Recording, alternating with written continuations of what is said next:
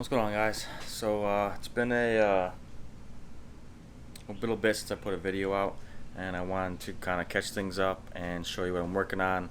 I've already been recording a lot of footage in this case, but I haven't put it together, and it's been all over the place. So this video, real quick, we'll just kind of put it all together and kind of start things off. So currently, right now, what I'm working on is a Subaru, and I am installing a new clutch. Specifically a ACT clutch. This is, I believe, the XTSS. So I'll go into detail when I cut into the actual video where I did the work, but I just wanted to let you know what I'm working on now. Tuning is going to slow down with COVID and everything, with it being stupid hot in Florida. Driving the car around and doing some tuning is just not really ideal for me right now. So I got some other projects going on, and I'll keep things going on the channel. But the other thing that we'll tie into is this guy here. This is my buddy's S2000. It's a 2005 S2000. We are turbocharging. We are supercharging this car for sure, but we will also possibly be turbocharging it first, depending on how long that kit takes to get to us. So there's a lot of work that we've done so far. Fuel system, blah blah blah. AEM Infinity ECU. We were kind of redoing the whole entire thing. So I have some video with that I'll put out there as well. So this will just be a little quick intro and video to let you guys know I'm still here, I'm still making videos, I still want to put more out there. Just may not be what my normal content is with the tuning and that kind of process, but I'll try to make some guide-based videos so that I can still do those things without actually having to go out in the car and drive. But for now, enjoy this. It's a whole new clutch install. It's kind of like a instructional thing per se, but it's more just my process of doing it. So enjoy. Alright guys, so hopefully this tracking works out, but here we are. Car's up on jack stands, camera's up high.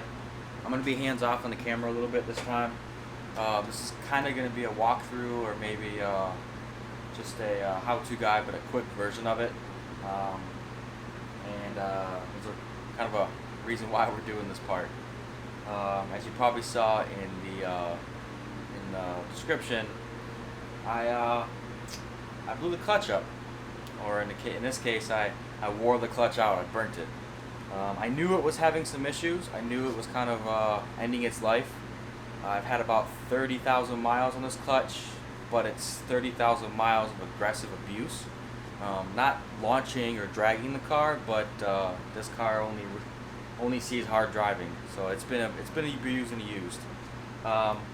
So I kind of felt it in the past couple weeks as I've been tuning the car. I've noticed that in fourth gear, if I'm really pulling the car hard in a proper cooler day when all the power is running to it, I get a few moments where I feel like something changed, almost like I lost fuel or timing dropped real quick, and you feel that power loss bump and it come back. So I know it's not the tune. I've gone through all the logs and stuff, and I've come to the point where I realize it's most likely the clutch. I had some issues where the car would stall a little bit more during takeoff and whatnot, because it wouldn't engage properly in first gear. So in my infinite wisdom of trying to learn how to actually launch control the car at 5,000 RPM on asphalt, on concrete, instead of actually on the dirt where I can actually do it, I knew the clutch was going. I was hoping I wouldn't have to burn it now, or make it go bad now. But in this case, I dumped the clutch at 5,000 RPM. I thought it was engaged properly. I lit off like I was supposed to. You're supposed to let the car move like a few inches or so that it can start the engagement of the transmission and the drivetrain's going, so you're not clunking it hard. When it did that, I guess I lit off too slow when I went to go hit the gas, and it just burnt through that first gear all the way up to red line, and then I kind of backed off a little bit and then gunned it again, and I think that rotational speed was still going because of that light and flywheel, and it just actually, light and flywheel wouldn't cause that, it would make it come down. Whatever, dumb thing. So when I went to shift to second gear, I thought I was engaged properly, and it just didn't work out. Just didn't work, and it kept slipping again. I looked behind me, and plume of smoke everywhere. And all on my way home, I could smell clutch. So, my bad. Learning process. It's all good. So I have the currently the HD. What is it? The ACT HD SS in the car. And I went the next stage up just to be careful, just to go over what I needed. So this will be the ACT XT SS, I think. So it's like there's different rated numbers, and I'm still trying to figure them out because Clutch Masters and South Bend and everybody else gives their own numbers. ACT is the only one that actually gives you some kind of clamping force torque, and supposedly that's at the flywheel. So this one's rated for, I think, 589 or something like that torque to flywheel. So about 500, I would say about 500 after loss and all the other stuff that goes into it. About 500 foot-pounds of torque to the wheel this clutch should handle. I shouldn't be hitting that anytime soon on this current setup. The motor won't handle 500 pounds of torque. So eventually when I build the motor, I'll have to put a better clutch in. But for now, I just went with this one. I didn't want to deal with the nonsense of having a 6-puck yet. So basically this video will be the intro. We're going to start tearing apart the car here. I'll probably use the GoPro to cover most of this. But let's go ahead and get started. Alright, so hope this works out well enough. I'm going to switch to the GoPro here, and I use this because I can get better angles and whatnot than the other camera. And the microphone on the GoPro because I don't have the room to put it here basically on the top. So hopefully this will be good enough. We'll see. We'll test it out. I'll remake the video if not. So a few things done. You got the intake portion side, in this case the pipes. I cleared out a few things. I'm gonna work on getting the starter, the bolts out here, and clearing off the turbo and the downpipe. Now I got the back half of the exhaust. We'll go down here to the bottom. You can see the exhaust pipe over there. Now I just gotta get the downpipe down and everything else. I did pick up a few things to play with. So good old Harbor Freight, which funds most of my tools. This is the Earthquake XT. It's just a basic 1,000 foot-pound air ratchet, air wrench. Hopefully the reason I bought this is for these bad boys right here. Yeah, those wheel hub nuts. As you can see, the car is in the air. I normally do it when the car is on the ground and the tire is still there. I crack them loose.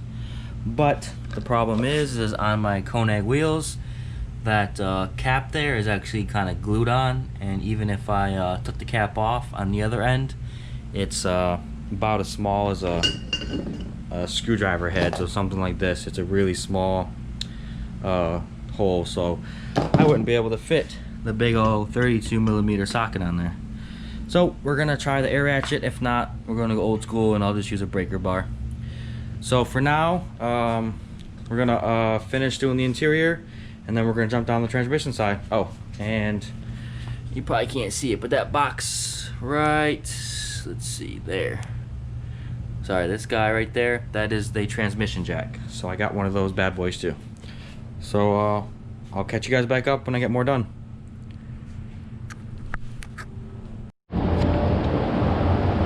Alright, so here's an update. Sorry about the noise. I got my fan 1 and fan 2 going, so it might be a little noisy. But let's give you an update, see what's going on. So as far as the top goes, I haven't broken any bolts loose, but I made sure all electrical stuff here on the top is unplugged and tucked away. I'm about to start with the slave cylinder here and the starter. But as you can see, the downpipe has been removed. So let's travel downstairs in our lovely Pittsburgh back roller thingy that's of awesomeness. I'm telling you, if you don't got one of these roller things, as long as you get your car high enough up. So you're gonna see a little bit of nothing as I move around real quick. Sorry about that, guys. Alright, so looking back on the car, exhaust is removed, it's sitting over there. And if we took up ourselves up here, we can see the downpipe's off. I got the external wastegate off. Drive shafts are out, as you can see here, and those seals look pretty good, so I don't have to replace those. That's good, as long as I'm careful with them. Drive shafts are out. All I did basically was undo the ball joint, and then the sway bar right here, the aftermarket sway bar, this guy right there. I left in the steering, because you don't really have to mess with that. And then you just kind of push this guy towards the front of the car, and then bam, comes out the drive shaft.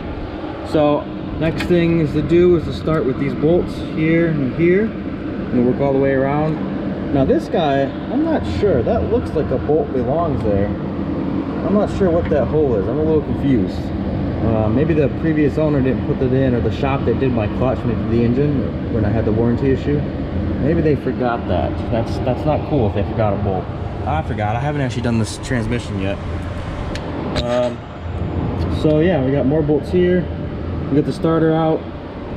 This seal looks great. I've already drained the transmission, and you see that big old bolt there. I think that's a 21 millimeter. It's a pretty big one.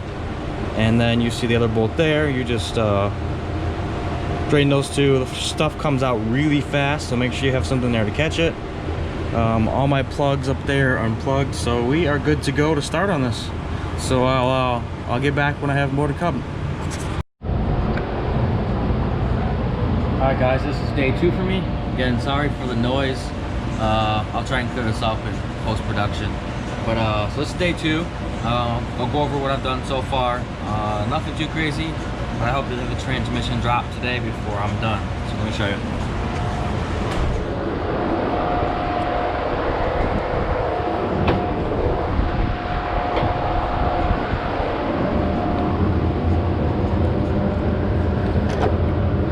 So if you can see what's sitting over there on the floor, I dropped the drive shaft. It wasn't too bad. It was pretty simple actually to do. I got these rags hanging just so I can protect the parts that are there. My new ratchet worked out perfect. I disconnected it from way back there next to the drive shaft, or sorry, the differential. Just a few bolts and it popped right out. One thing to show you real quick, if I can get back here. When you're taking it out back here, I'll uncover this. So this is where it goes into the transmission. This will leak fluid, so be careful when you're pulling it out. And then there's also a seal there, so be careful you don't damage that seal so you can reuse it. Of course, gotta take the shifting out and stuff. So I'm gonna go ahead and get to it. I just gotta drop. Let me come back a little bit, give you a better angle. The transmission here. This is the cross member that supports the transmission, and then going forward here is the other front part. Man, I can really smell that burnt clutch. I can still smell. I hope that flywheel's good. And I started to take the bolts out of the up there out of the starter, so we're about ready to drop this bad boy. So I'll keep you updated.